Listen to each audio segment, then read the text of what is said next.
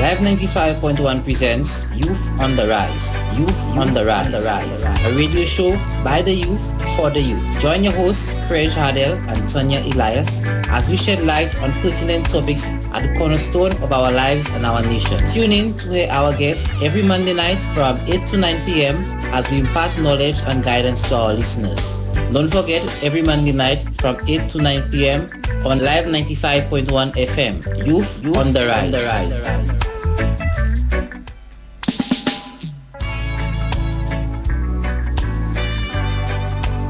Good evening, listeners from St.Lucia online. Welcome to Youth on the Rise.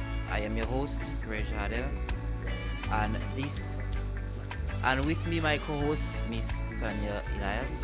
And this evening we are touching on the topic of puberty, how to handle it. Yes. Good evening, listeners. Welcome to the show.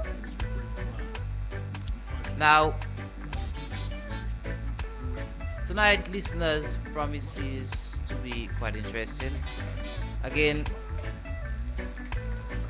we know a lot of the young people going through changes in their bodies, and a lot of parents not knowing how to deal with it and respond. Ms. Elias, can you please tell us what are your thoughts on this? Okay, I think before we tackle the whole problem of what are the problems that young people face during puberty and how can we assist our parents and young people, I think we need to let the listeners know what puberty is. So, Mr. Hardel, what really is puberty? Okay. Puberty is the process of physical changes through which a child's body matures into an adult body capable of sexual reproduction to enable fertilization. Okay, so basically what we are saying is that the young people are sexually mature. Again, being sexually mature doesn't mean that we're saying that young people it's time to start having sex. It just says that you're sexually mature. Yes. So at what age does the whole puberty begin? Actually, it varies. There is no one particular age, but as we know, females begin puberty before males, and normally it's around 8 to 11, 13, between that range when it normally starts. Yes. For girls, as Mr. Hardel rightly said, this varies. So for girls, puberty might start between the ages of 9 and 11, and for boys, maybe 9 and a half and 13. So it's normal, boys, if you notice that a girl in your class, she's taller than you are, and you notice that her breast is already swollen and nothing is happening to you, don't forget that it happens later with the boys and the girls. So what really causes that puberty, Mr. Hardel? What really causes it? Again, our bodies, well, for those who are older, we are over there, our bodies are growing, and there is these hormonal changes that take place, and as we grow, our body begins to respond, and those changes begins to manifest physically. Then we realize that our bodies are changing and others do as well. Okay, our bodies are changing. So what changes? I know that we say the changes around us. What changes do boys go through? Okay, males. Now, again, males go through many changes, such as their voice deepening. Okay, so sometimes in school or the parents, when you hear a young boy speak to you and you wonder whether it was a grown man, and it just dawns upon you that the voice is just getting a little deeper. Okay, there is nothing wrong with you, young men. There's nothing wrong with you. So again, the deepening of the voice is natural. Also, we have the growing of body hairs, pubic hair on the arm, facial hair, beard, your chin, under your lip there. So again, hair begins to grow all over the body. Also, we have at that age, during that time, we have a growth spurt. Okay, so males and females alike, they get a little taller. Okay, they begin to put on some height and some size, not necessarily weight, some size a bit more quicker. Okay, also we have the growth in the size of the genitals. Okay, males, your penis gets larger. Females, your genitals get larger as well. And also lastly we have acne. Okay, as you're growing, your sweat and oil glands begin to secrete more. They get a bit more active, and when they get clogged in some people, because not everybody has acne, that is where the acne begins. Males, I really do not, those young males who are listening out there, I do not know whether it was deliberate, but I noticed that Mr. Hardel did not say that this is when you produce sperms as well. Don't forget, we're helping you to be empowered. These are topics that we're not afraid of discussing, and of course, this is the time when you tend to masturbate a lot. So that period, we expect you to do the masturbation, and as Mr. Hardel said, there's nothing wrong with masturbation. And again, the changes that I just mentioned are physical. However, as Miss Elias just said, there are other changes that are happening. Again, some of them are behavioral as well. Again, masturbation, yes, that is one that actually happens a lot. Okay, so normally they begin experimenting with themselves. They begin experimenting with themselves, and it happens for both males and females. So people, that process is normal. Okay. Listeners. Okay, good. So also we have mood swings. Okay, in males. Some of them, they get angered a little quickly, and they get depressed, and the mood changes a little too often to predict. Okay, so that is one other behavioral change that happens as well. Again, at that age, we begin to think of the opposite sex and how we relate to them, and we begin to fantasize what we want, what we can do, what we want to do. So again, a lot of the males have wet dreams. Okay. Yes, that as well. And you also find males tend to sleep a lot more. Okay, because the body is changing, and you being energized is a lot more important. So these are the behavioral changes that happens in the males. Okay, behavior-wise, it's a period where you find that there is a lot of conflict between the parents and the young people, the males. It's like you really get irritated by your parents very, very quickly. It's like, this lady is always on my back. Why can't she? Your ideas and that of your parents, it tends to vary. So again, it is okay. And we have some advice for you parents, but let us move on to the young ladies. Mr. Hardel, I know if it will be, well, maybe you might want me to explain what happens to the young ladies, but what really happens to the young females, the females? Now, the females along with the males, especially them, get very moody, a lot more mood swings, a lot more unpredictable changes in their behavior, and they themselves think and fantasize about the opposite sex as well. Okay, so you find the time they're having those little boyfriends, or they're hiding to text those boyfriends. So parents, yes, during that time of their life, it's normal. Okay, and again, it's the time that they begin to judge themselves a bit more. Okay, they begin to get a bit more self-conscious.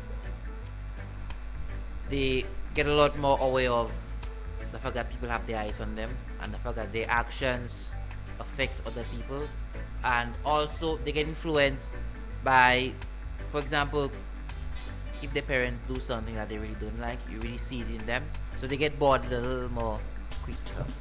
Okay, females, some of the other changes that Mhm. go through, of course, menstruation, what you call the period, you will see that for your first time, and you notice that your breast it gets swollen. There's nothing wrong with that.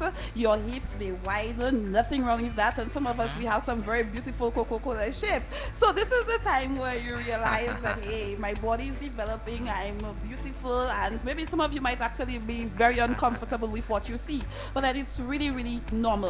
And Mr. Hardel, speaking of being uncomfortable, I know that some young people they might be saying, hey, they're saying that 11, by 11, I'm supposed to go for the changes. By 12, 13, I am already 15 and I'm not seeing anything. My breast, I can hardly see my breast. What really is happening? Is that normal for a young person? It is. It is. Most of the time, it's just that some people, some females rather, begin, their bodies begin changing a little later than others. Okay? So, most of the time, it's nothing to worry about. Yes. So it's However, there are times where,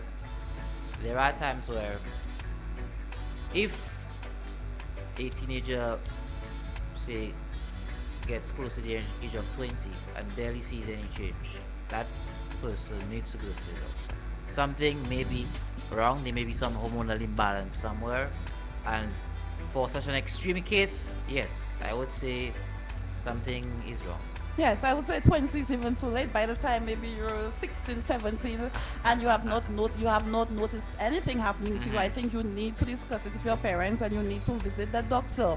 Of course, as Mr. Hardel said, there's nothing wrong if you don't see your period or you don't see your breast developing or your hips, you are still very flat. There's really nothing wrong. It just happens at different time periods in different persons. Yeah, and a lot of times males and females are like, when at that age, especially that age, they compare themselves to others. So, especially the friends, yes, and they begin to judge themselves based on what they see and not let themselves grow. Okay, so a lot of them find ways to seek that attention. Well, that is my opinion. A lot of them go out, they get piercings. I mean, normally the females have piercings in their ears, of course, but they go look for the piercings or they go find tattoos. Again, I'm not saying that is why people do those things, but a lot of times, because a lot of the young people don't feel normal, they go out and they find these ways to make themselves fit in. What about this child who is 8.5 and she is menstruating and breast and persons in the community are just amazed at how much this child has grown? I know that if you're the only person in the class and you're very mature, it might be very, very uncomfortable. What do you think? Again, it's probably that child began that phase earlier than the others. Okay? Of course, yes, sometimes something can be wrong with that child, but most of the time it's not the case. Again, on average, it's not common at that tender age, 8 years old, for them to begin seeing, for example, their period. However, most of the time it's not. There's nothing wrong with them. Again, if a child or a parent suspects that something is wrong with them or with the child, they can always go see a doctor. Alright? I would advise take the safe option. Go see a doctor. Okay? At least you won't be worried. And if it is proven that something is wrong, you will know early.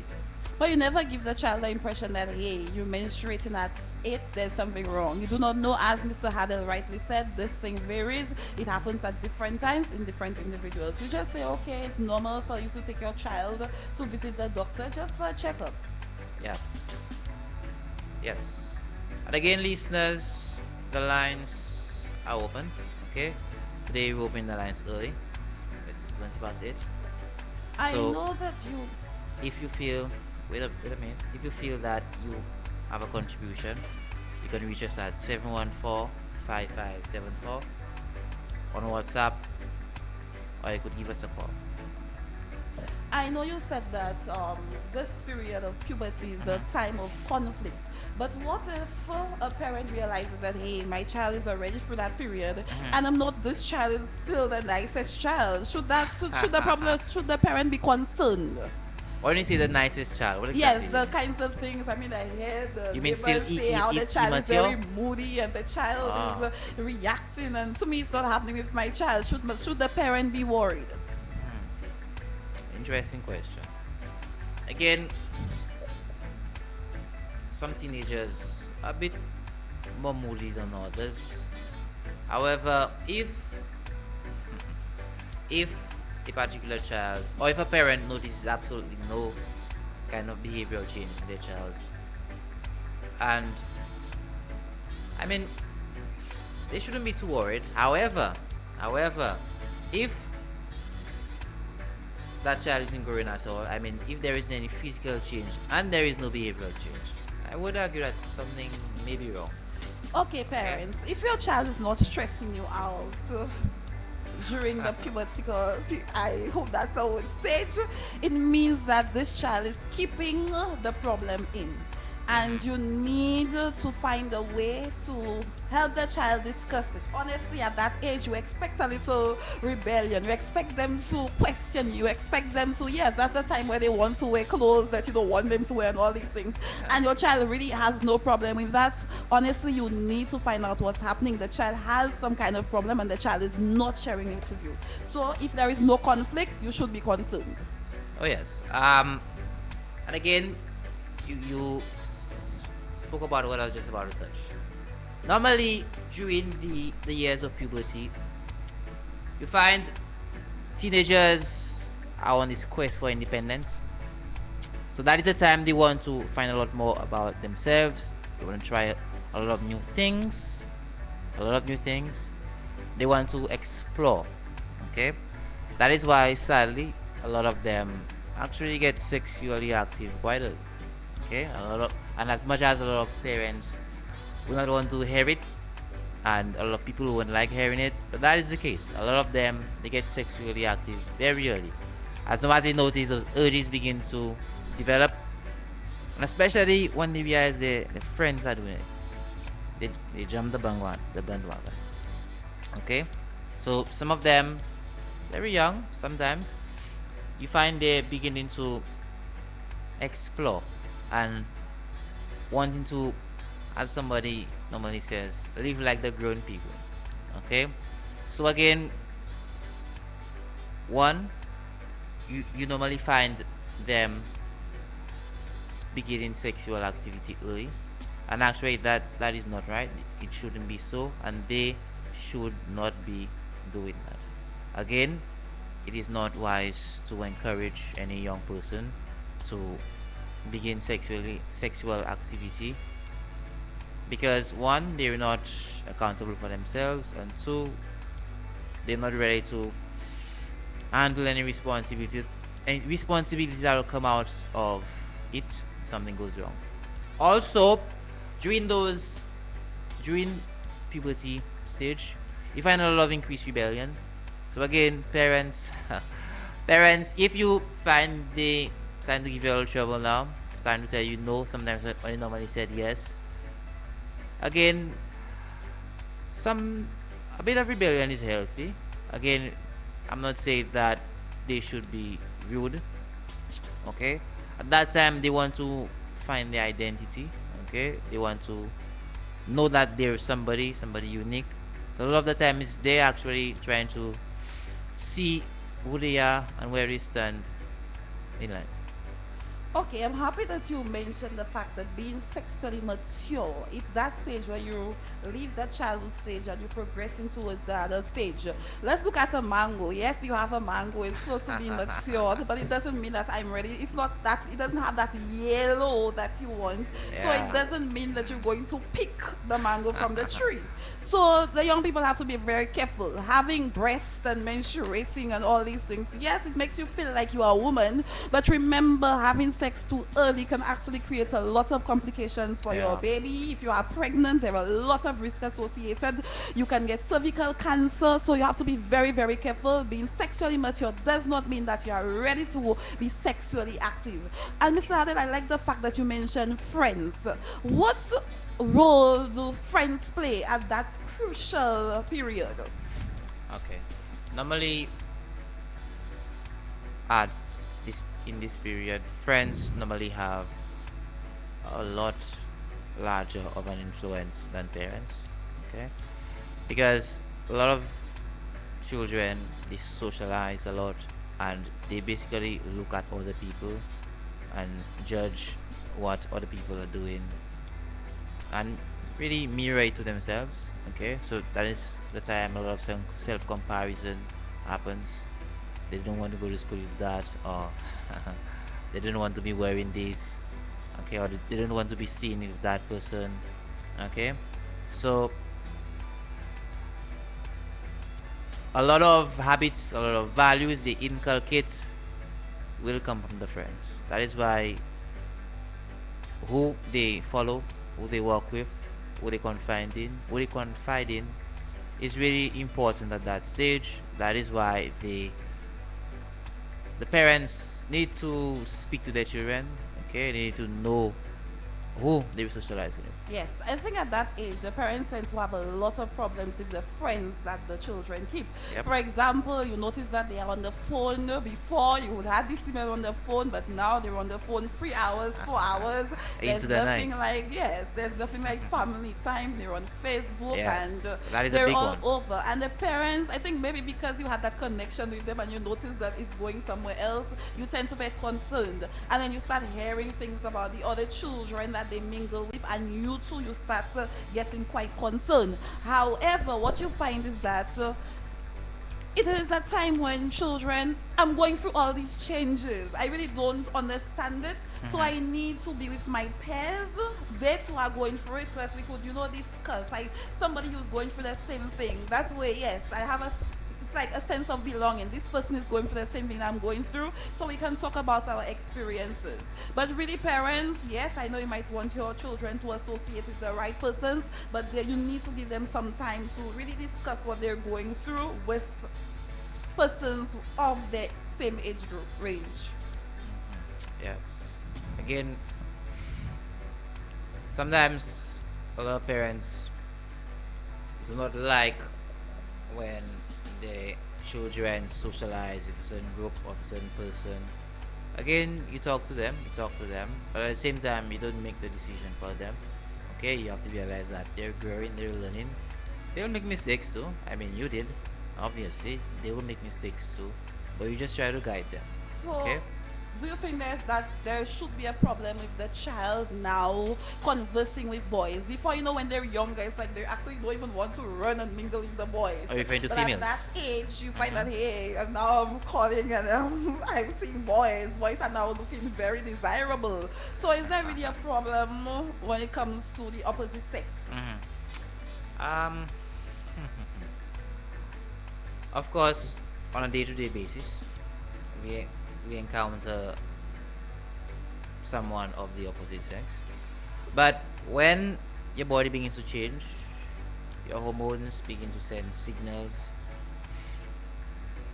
Again, it's a matter of being mature about it. It's a matter of knowing what is wise and unwise, because a lot of young females in particular, they don't have anybody to set the example for them and to tell them you do not do this or you do not do that. Okay, of course, socializing with boys or for males, somebody of the opposite sex, is normal. However, you need to make sure that you understand the risk that are involved. Say, for example, if you engage in sexual activity too early, okay, you need to, and again, you need to make sure that you understand that it's okay to socialize. I mean, school, especially when the students are younger, yeah, they socialize. But when especially going through puberty, and they become a lot more conscious, it's okay to socialize as well.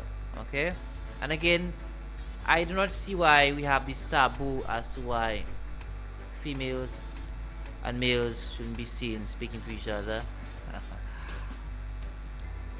It's just how far they go with it. And again, people, let's get real. That's the time they have the little boyfriend, the little girlfriend. Okay, so it's not totally wrong.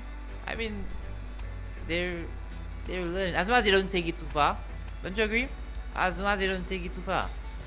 Okay, I think it's based on your environment, the culture. Yeah. If you look at the United States of America, if you look at these young people from 14, you see they have their boyfriends coming to pick them up and everything else. And you're like, in the Caribbean, it's like, okay, you're 14 years old, you're supposed to stay in my house. You're not of age to have any boyfriend and dating. But that culture of dating is part of the American lifestyle. But in St. Lucia, I don't think we've reached that level where our 14-year-old and a 15-year-old, it's okay for you to go to whatever prom with your boyfriend and do all that. So I think basically it has to do with your culture. I agree. And I think yes. culture does have a role to play in how we see it and whether it's right or wrong in our society. Also, again, as I just said, as long as you don't overstep it, okay? I mean, it's okay for people of the opposite sex to have a little conversation. But however, dating in our St. Lucian culture in particular shouldn't be too much of a priority. What about supervised dating? Maybe. But dating in the actual sense shouldn't be too much of a priority for them. Of course, they need to understand that, students need to understand that they're young and their education is just as important. Okay, so it's not because they're physically capable of copulating, be it that way, that they should. Okay, and again, listeners, our number, the number to reach us at is 714-5574 if you have something to say, or you could give us a call. Now, Mr. Elias, we've spoken about children and the changes that happen, but let's speak directly to them once more. How can they on their own deal with those changes? Okay, so before you deal with a problem, before you deal with a situation, there must be a problem. So I think the question is, what are some of the problems that these young people face? And I think one of the they face several problems. Say for children, I mean, we're hard on them sometimes with all the hormonal changes and your hormones are kicking, and we say so many bad things to them. I wonder whether we ever went through the stages ourselves. But first of all, there's depression. It's like, I am going through this thing. I am moody. I do not know why this is happening to me. My hormones are kicking and my mother is on my back and I want to go to the party. All other young persons are going to the party and she's keeping me in and I am depressed. Yeah? Yeah, but Yes. And there's that stress. As we said earlier on, there are some persons who go through it earlier than others. Your friend is going through it, you're not going through it, and you're wondering, okay, am I sick? And then you're going through it a bit too late or too early, and it's like, okay, what really is happening here? And this can create a lot of stress for you. yeah. And you also have the physical changes, body odor. This is when you notice, if you notice, it can really, I mean, let's be realistic, if you don't use deodorant, if you don't know the proper way of cleaning yourself, you will, let me not say smell bad, but there will be this unpleasant body odor, okay? We also have the deepening of the voice can be a problem for males. Yeah, Because just imagine mouse. you're having a conversation and your voice just cracks. That can be very, very embarrassing. I don't know whether, I know we have two males here, I don't know whether that ever happened to you, but this can be very embarrassing. For girls, you find that it is your first time, maybe the second month, and you stand and you notice that your skirt is Red. all red. This too, it's like you leave school and I mean, I know girls that has happened to them and they leave school and they still remember that experience. These are things that you never forget. So you find that there's also a lot of bullying because, okay, you're taller than the rest of the students. We're in a classroom, you're taller than us, and look at you, you have breasts, and it's like the children are wondering, what kind of monster are you growing so quickly? So it's like, it can be very, very stressful. What about you? What other problems do you think young persons go through? I think at that stage, the self-esteem takes a toll, especially if they've been teased a lot by friends, especially by parents too. Because sometimes parents have to watch what they say to their children, and they don't realize the little things that they say. Sometimes it affects how the children, think about themselves and how they perceive themselves among others. Also, I believe that young men in particular, their self-esteem takes a hit as well. They begin to get very self-conscious of themselves. What if something is wrong with me? What if this is wrong? What if this is not growing yet? Okay, so a lot of, even that time, they think a lot, almost like they overanalyze what is happening to them, and they don't realize they're just growing, and it's just part of the process. That goes for the females as well. Okay, you also have eating disorders. If you notice that that's a stage where your image, I think I forgot to mention the fact that the pimples, I don't know if anybody has had pimples, but it can actually be a very big problem for them. You're a teenager, and that's the first thing a person sees, and you have these very big bumps on your face. Yeah, the acne. So yes, the acne. So it is going to be very, very uncomfortable for them, and of course we'll advise parents as to what to do later on. The eating disorder, again, it's about the body image, and you see the media portraying these very beautiful American girls, and you want to look as good as you know, the way that they look. So you end up eating too much or not eating enough, and that can create some serious health problems for these teenagers. And also, eating disorders come about sometimes because of stress as well. So during this time, young people, they go through a lot of things, and it could be, but it need not be just their physical body changing. So, and they go through so much things and they get overwhelmed, so they begin to either eat a lot or they begin to starve themselves. Or I know for females in particular, they get very self-conscious about their weight. Alright, so they want to be that size, or they want to fit in that dress.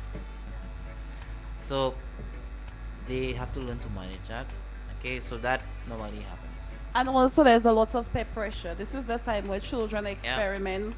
As you mentioned earlier, Mr. Hardel, sex. We're discussing sex, where I'm having sex. Okay, I'm the only one who's not having sex.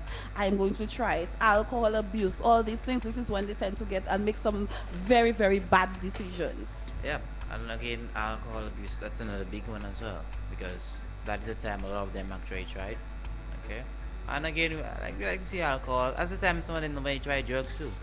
Right? Be it cigarette, be it weed, whatever. They tried, right? You think they don't try, they tried. Okay?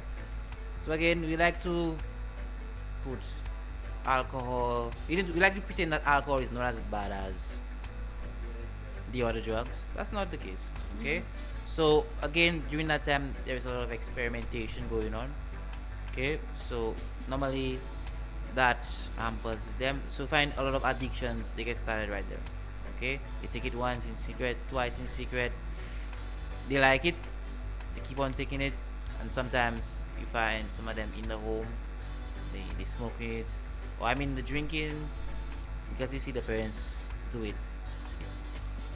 Seemingly is normal, but some the drugs, you find some of them they do it in home, like the shame they had, they lost it, so it gets habitual, and they just keep that habit and they grow up with it. So I think the listeners will agree with us that these young people, they go through a lot of problems. So again, as we always provide advice to our listeners, parents out there, young people, how do you think we can handle the problems that these young people face? Let's start with the problem of body odor, Mr. Hardel. What do you think? What are your suggestions? And again,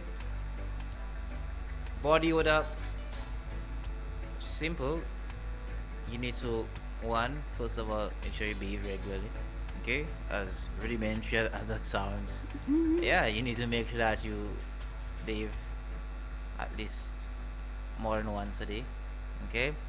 Also, you need to make sure that you buy and wear deodorant, your own deodorant. Okay. So again, you need to make sure that you take care of your I think hygiene. it's not only about the bathing, it's actually bathing properly in that Yeah. case. You have to make sure you wash underarms and all the places that, yes, a little boy will jump on the shower for you and run out, but then a teenager really cannot do that. And when you use, there are some persons, okay, I'm running out, I have not showered for today, but I'm really busy and I'm going to put some spray. This is really not advisable because when you put on the spray without bathing, it's like, it was better that you had. Again, No spray then. again, you need to wear clean clothes. Yes. Clean clothes, clean clothes, clean socks. Yes, clean socks. So again, that is why a lot of diseases, we have a lot of fungus. That's because we don't wear clean clothes. Some people don't, but especially the socks. Yes, athlete's foot. Um, what are the others? There are many other fungi, right? So that is why you need to make sure that you wear clean clothes and socks. Now, also after body odor, also we have. What about the pimples? What can they do? I'm coming to that. I'm coming to that. Pimples. A lot of times the pimples come about because of the blood sugar level, right? Too much sweet things, so you find it shows on the face. You need to watch the amount of junk food that's with, okay? And it's true, sometimes you go out, you go to the pharmacy and you buy creams to help us, but a lot of times it's health wise, okay? And they need to make sure that they watch the eating, they watch the junk food that they put into themselves, the number of sweet things that they eat, and also if, for example, you have pimples, get something to treat it. Okay, go to the pharmacy, or there are many treatments and medicines out there that can deal with that. So it's just a matter of saying yes, I have this problem, and going to get something to treat it. The problem of stress, how do they deal with that? It's an interesting one because many times we like to suggest what to do to the younger ones, but they seem to always say, "You're not in my shoes right now." Right? What I would say is that they need to find somebody to talk to. Okay, that actually is quite important. They need to have somebody that will not judge them. Somebody that will not judge them. A lot of times, the fear of speaking out comes from the fear of judgment. Okay, they have no one, like, whatever they say, no shame will be cast on it, and someone that will give them advice, and not, and they will not feel as if they're being targeted or they're being pressured and victimized. Okay, because it's almost like something being said to you, but being afraid you're going to make the mistake because the person who said it to you is close by. So they, to that sense of detachment, especially when advice is given, is actually necessary, because that around this time you find they having not just one person giving them advice, and it's actually been many. So they need to be able to choose what is right or wrong for them. These young people also need to understand that this is just a normal process. It's your first time. Everything that happens for the first time obviously will feel uncomfortable. But after you've had that for a year or maybe 6 months, you're okay. I'm dealing with it. And I know for girls, there's a problem of, I don't know, it's like they still believe that menstruating, having your period, is like a sickness, a disease. And like, you know, they have the napkins and they hide it. Yes, I understand that there's this privacy as a woman. You have Yeah, your sure. napkin and stuff like that. But it's like to them, like it's such a sick, it's an illness, and it's just a normal part of your body. There's nothing wrong if you it just says that you're getting mature and you have to be more responsible with what you do. Yeah, and if how you keep your body as well. Again, that brings about hygiene as well. Females, take care of yourself properly, okay? And please, if you want something, parents, females, don't be afraid to ask, right? Okay, Yeah, it's because normal. a lot of times the parents get surprised that the girls are mature a little too early or a little too quickly, and they don't give them the things that they need. That should not be the case. They should supply them whatever they need, whatever they tell you that they need. Okay, so that is important. Yeah, and as Valson is saying, I think that it is a mindset. I think that most of the times the parents tend to use the changes that the young children are going through Uh-huh. to actually punish them. So here you are, your child decides to answer you. She doesn't agree with the point that you make, and it's like, okay, pisau ka pise, achamo ka open me money over it. Pisau ka pise too. And I'm saying, really, it's like you get them feeling really bad about Yep. the changes, and it's not supposed to be that way. They're supposed to be, yes, I know it will be uncomfortable, but you're supposed to be there as a parent to really encourage them. And you know one thing I realize that sometimes even if the children grow up in a culture where it's okay to probably say certain things and they don't take it personally, sometimes they actually do. They just show you that they don't. Okay, especially when they hear and they realize how other children of their age group get treated, it affects them. Yeah, I So think you a have to lot of be, especially the older parents, you have to be a little more conscious of what you tell yeah, your they have to be children cautious. and what you actually say and the words that you use to describe them to, because their self-esteem, believe it or not, even if they think they're old already, is actually dependent on you to a large extent. So I like the fact that we're giving parents some advice. I think it's very important that parents, this is honestly parents, this is a really crucial period. The young people, they need you. So Mr. Hardel, what advice do you have for parents? How can they help their teenage daughters and sons to deal with this issue? First of all, parents, try to reach out to your children, okay? Ask them what issues that they have, encourage them to speak to you. Do not create this barrier where your child cannot ask you for something or cannot tell you something is wrong with them.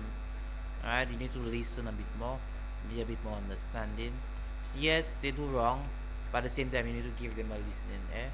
Because trust me, if you don't, they will get the listening ear somewhere else, right?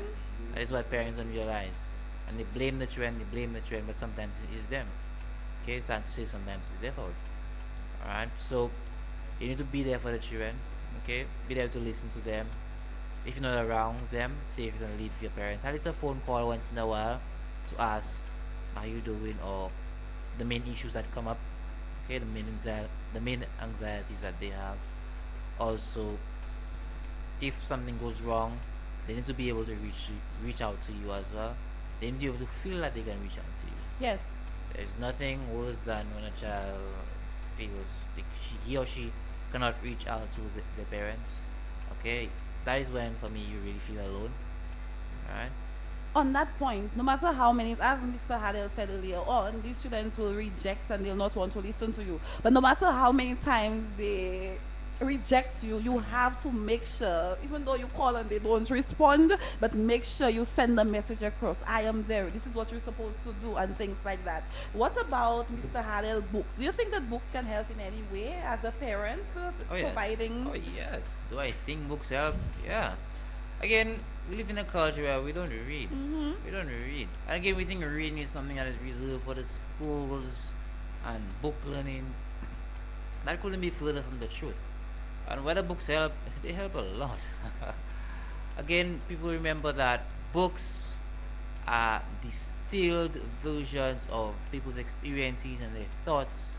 So they help a lot. Right? Read. If you have a problem, a particular issue you cannot get immediate assistance with, read. I'm sure your solution is somewhere. And for the younger ones, yes, they need to build that habit of not just finding advice from people they trust, but figuring out things for themselves as well. Okay, developing that independent mindset. And parents, now this is very ticklish because when students go through puberty, you find they make little decisions and little thoughts that will hint at a yearning for independence, and in some aspects you need to allow them to become independent. and you shouldn't shun upon that behavior every time, even if they don't agree with you. Okay, because you need to realize that the individual is developing, the mind is growing as well, it's maturing. That's where the maturity comes from, the ability to think for oneself. Okay, and of course they need to be disciplined. You shouldn't tolerate disrespect, but you need to allow them to grow into the men and women that they should be. On the whole issue of books, I think once upon a time I recall seeing these books that actually targeted that time period.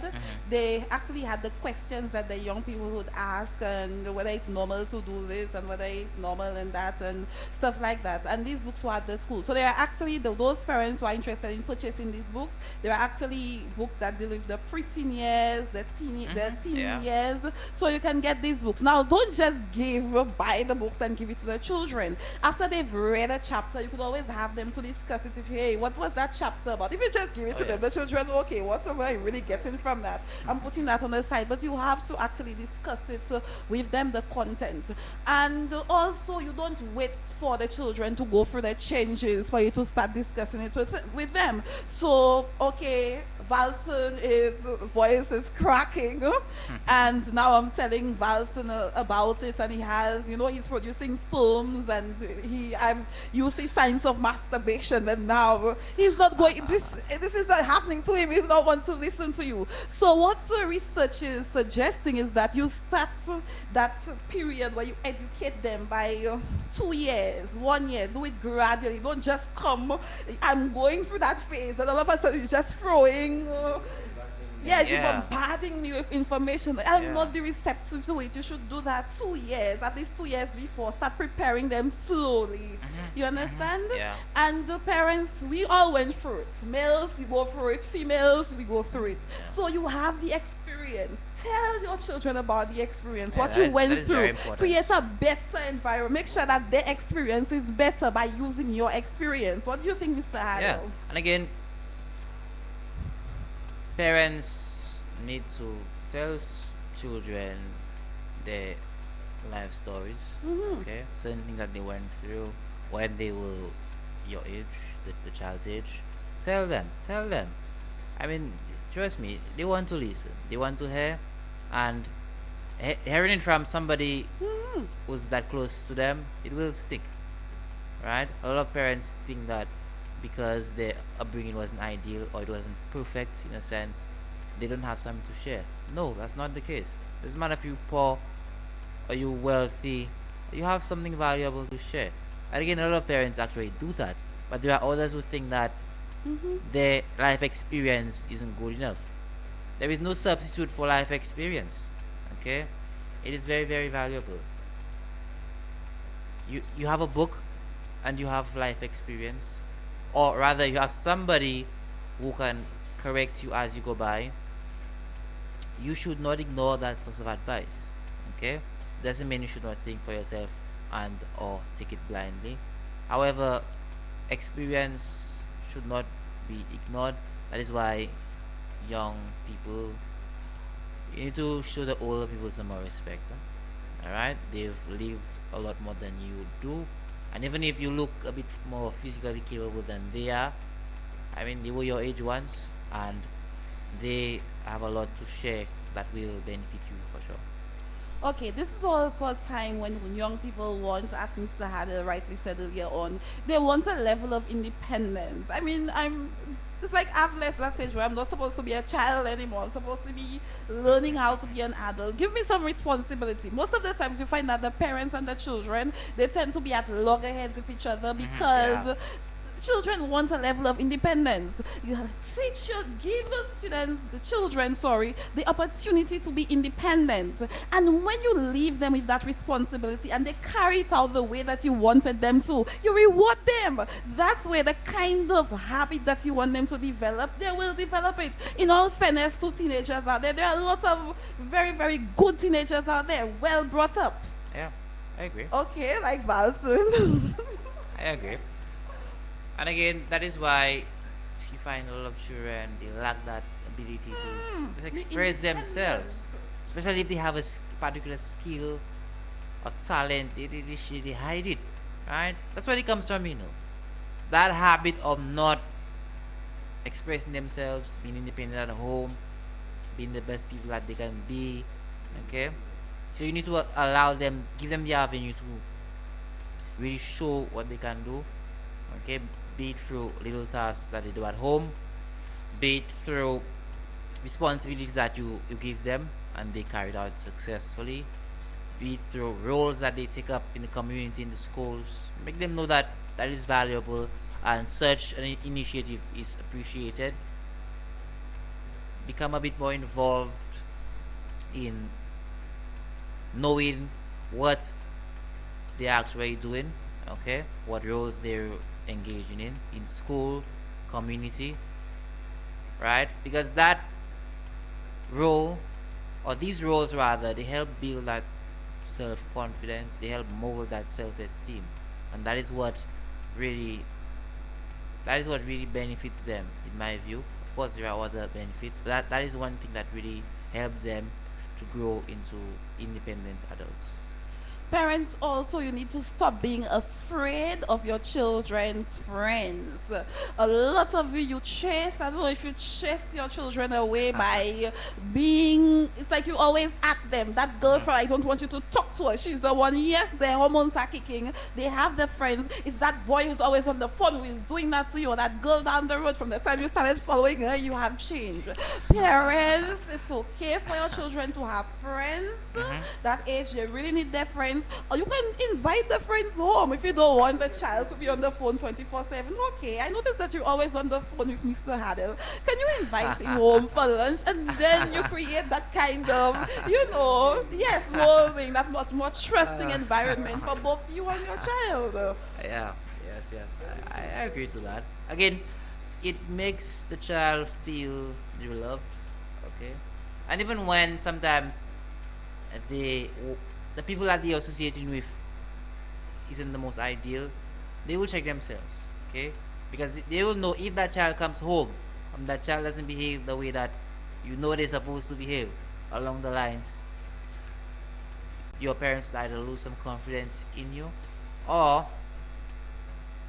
it won't bode well with them at all, okay? Another thing, parents, please, that is not verbally abuse the children, okay? I find a lot of the older parents, they say what they want to the children. And I mean, I know before it was kind of accepted, but now the world has changed, and the children, they take it personally and at heart a lot more now. Okay? Again, sometimes I know sometimes it's a bit stressful and sometimes something slips, but you need to manage it. Okay? You need to really manage what you say to your children and manage the impression that they have of you. Yes, I agree totally with you, Mr. Hardel. There are so many outside influences out there. In this day, you have to be the one building up your child. But if you don't do it, the persons out there, most of them are not too interested in building. They are more interested in destroying. So you have to be that support system for your child, parents. And again, you need to create a lot more bonding opportunities. Okay? Do something with your child. Doesn't mean that because your child is 15 or 16, you shouldn't be engaged in any activity with them. Could be something probably they're at the beach, cricket match. Okay? It doesn't have to be something little children and parents do. Like when parents play with the children. It can be something a bit more mature, okay? The children appreciate that, okay? And that is when they actually come to remember that this person was my father or my mother, or that this person did that with me. Because think of it this way, let us imagine that you have two parents, one who isn't around much and one who's around constantly but never does anything with the child. Which one do you think that child will appreciate? If the one who isn't around much, every time that person is there, bonds with the child, listens to the child, they do something together, at the end of a couple of years or at the end of that person's teenage years, they will appreciate the one who's there more sparsely more. Okay? So again, parents, life is short. Yes, they're growing, but life is short. Take advantage of the time you have together with your children. Because never know what can happen. Sometimes you don't live to see they grow up. Okay, so make them have good memories of you. Okay, true, you the one molding them, you the one guiding them. But as the years go by, it would always be that way. And I mean, you need to really have some foresight to see that. And I mean, as the children grow up, that is why you should not abuse them. Okay, because they grow up and sometimes they might forgive you. They might forgive you, but they'll never forget that. Okay, so you need to really consider that and take socializing and bonding with your children seriously. What about the young people who spend at least maybe 3 hours on the phone or on their Facebook page or whatever form of Social media? yes. So Okay. how can a parent cope with that? I know a lot of parents tend to have problems with that. The way that I see it is that you find at least one thing to do. You find at least one thing to do together with your child. Okay, now family values are declining these days. However, the need is still there. Find at least one thing that you do together basically regularly. Okay, that always helps. Yes, these days everybody is social media savvy. Right? Everybody has an account on Facebook or WhatsApp or Twitter, whatever site is out there. So that time it's normal. They always want to connect with their friends, status updates, see what's going around, see what people did. That is normal. But at least try to find at least one thing that you can do together with your children so that they won't feel so far apart from you. Okay, you must have boundaries, parents. I mean, there must be a time, okay, this is family time, and that's the only thing we do.